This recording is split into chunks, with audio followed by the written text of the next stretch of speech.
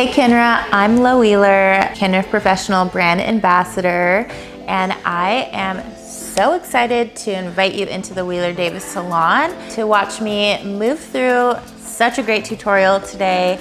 We're gonna focus on dropping in dimension into a solid blonde client. And we're gonna use a couple different formulas that I really love, especially for these kind of services. I will be using the Demi Permanent Collection 7N, half and half with 7NA. 7NA has a subtle green base to it that mimics the natural base that many of my clients have. And for those reasons, I love to introduce it into many of my shadow root formulations and in this technique today.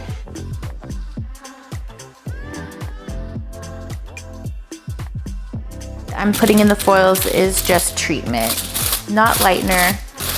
And once you start to think outside of the box and realize, hey, I just want this to be separation from the rest of the hair, it's really up to you what you decide to put in here. When I start to drop the color in, it's going to add a little bit of dimension, given that I will bring the root down further with the in-between pieces. So with that in mind, I'm gonna move forward to the crown, and I'm going to add the most dimension in the top section of the crown. We definitely want to build richness in the temple area, because when this hair cascades over, it's going to split and show a low light without us actually weaving out a low light on the top, darkening this section, and then having a drop-off point where the hair starts thinning out. That's pretty typical. You'll see that happen in salons, and the end result is just kind of like a stripy effect, which is going towards the opposite direction of what our inspiration is, which is natural, sun-kissed, beachy hair. So I'm going to definitely weave out the dimension on top and then drop a natural low light just within the underneath section of it. And even when I'm actually blonding with lightener, I don't over blonde that interior section for that same reason, just because I want the richness there. Now, as I'm getting within this interior section, I'm just going to put 1 or 2 foils spread apart, because I don't want to add too much dimension where I want that shadow to be.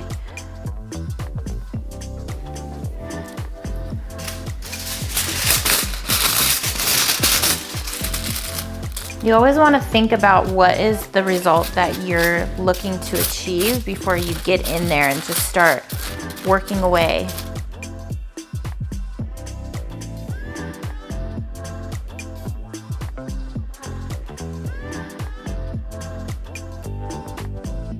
Right around her hairline, we're now tucked right over the ear, and I think it'd be a really nice detail to carry that through with the foil placement.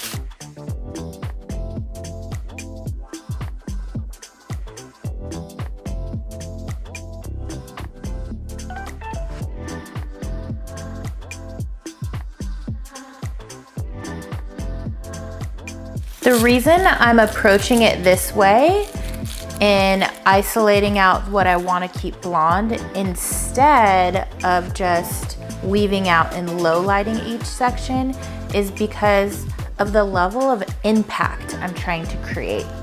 If we were to just low light this, depending on what her hair actually wants to do and responds to the color, if these pieces became really transparent, then it'd be like as if I didn't do anything. Or if they became really, really dark, it would be really streaky. So I'm erring on the safer side by actually dropping the root in at the base, because those two scenarios could still happen with bringing the color through here. But if that does end up being the end result, it's a more cohesive look across the board than just having, you know, 10% to 20% of color that's off. Now that we're working in the back section, I'm just gonna do the underneath hairline. We're gonna cut through into a couple sections throughout the interior and then do some dimensional pieces on the crown. My goal with that is to match the dimension that I have in the front.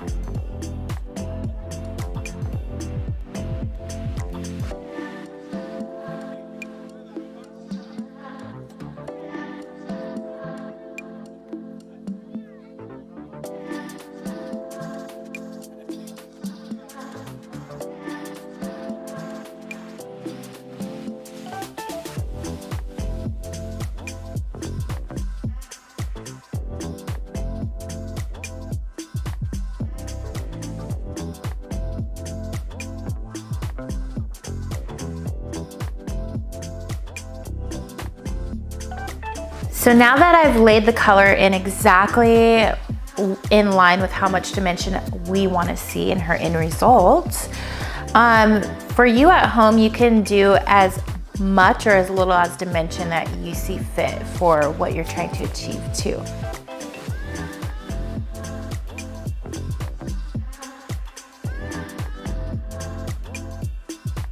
Before we start, I like to clip away all the top layers and work from bottom to top.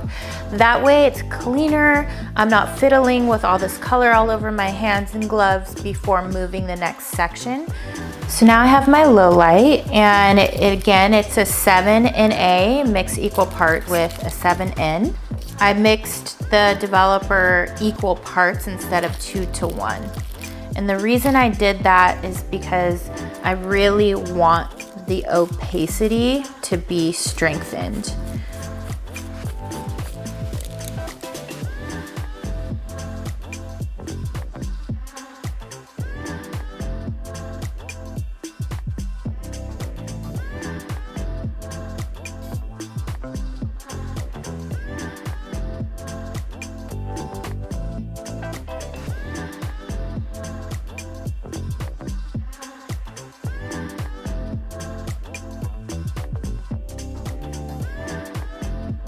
Just for those of you that are thinking, why aren't I bringing this interior section all the way through the hair? Just because I want it beachy and blonde with ribbons of dimension coming through a deeper root.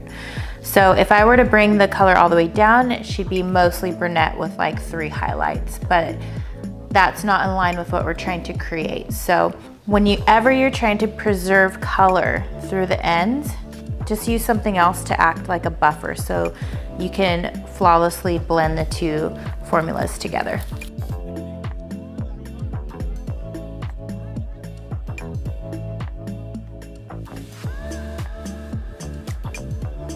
So now I'm going to just lightly work through my sections and make sure that everything is soft. So I have saved a little bit of our original shadow root, and again, to repeat it, it's 7N plus 7N A, which is like a smokier tone. And I'm just following up and getting in between some of those harder to reach sections to make sure I'm thorough. She had a little warmth pre-existing there around the hairline, and I'm just doing my due diligence. Anything I see that I can improve, I'm gonna do it now. And then as an overall glaze, I have 10V, just to kill any warmth through the ends.